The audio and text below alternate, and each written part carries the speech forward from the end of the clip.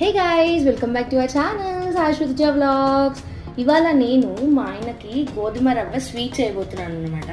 First నేను ప్యాన్లో నెయ్యి వేసుకొని ఇలా కొంచెం డ్రై ఫ్రూట్స్ రోస్ట్ చేసేసుకున్నాను.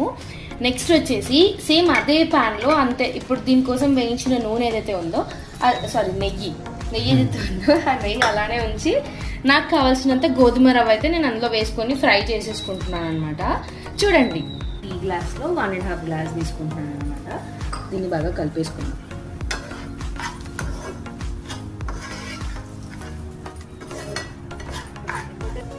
సో ఇప్పుడు నేను ఈ గ్లాస్తో రవ్వ తీసుకున్నాను కదా, ఈ గ్లాస్తో 1.5 గ్లాస్ రవ్వ తీసుకున్నా. సో దీనికి 3/4 వాటర్ తీసుకుంటాను అనమాట. చూద్దాం.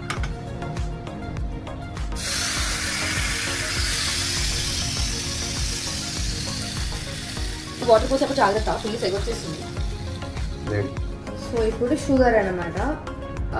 నేనైతే రవ్వ ఎంత తీసుకున్నాను అంత షుగర్ వేద్దాం అనుకుంటున్నా.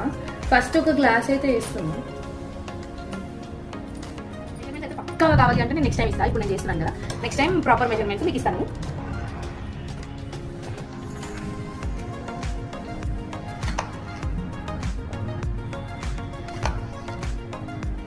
ఫ్లేవర్ ఇంకోటి ఏం చేస్తాను అంటే ఇలాచీ పౌడర్ వేసేస్తా.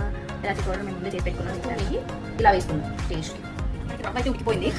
మంచిగా ఇలా వచ్చిన తర్వాత మనం ముందుగా వేయించుకొని పెట్టుకున్నాం కదా జీడిపప్పు, ఇవి అవి వేసేద్దాం.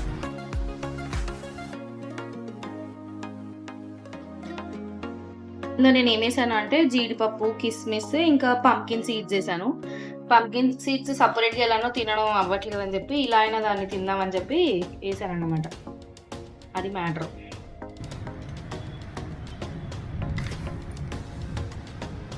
డన్.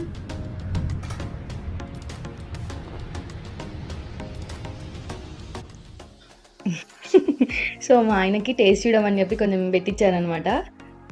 ఏదైనా ఫస్ట్ హస్బెండే బలవాలి కదా. బలవాల్సిన అవసరం లేదు, ఎందుకంటే చాలా బాగుంది. చాలా బాగుందా? నిజంగా చెప్పు. నిజంగా చాలా వేడిగా ఉంది. ఇలా వర్షం పడుతున్నప్పుడు ఇలాగా అందరూ జీడిపప్పు పొడి వేసుకున్నారు. ఇలాగ ట్రై చేయండి. నేను టేస్ట్ చేస్తున్నాను అనమాట.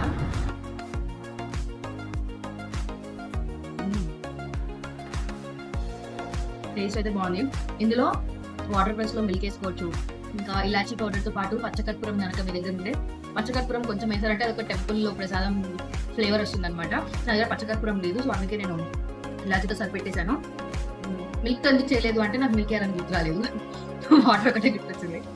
నెక్స్ట్ టైం మిల్క్ వేసి చేస్తాను మంచిగా. కానీ చాలా బాగుంది, చెప్పాలంటే నిజంగా చాలా బాగుంది.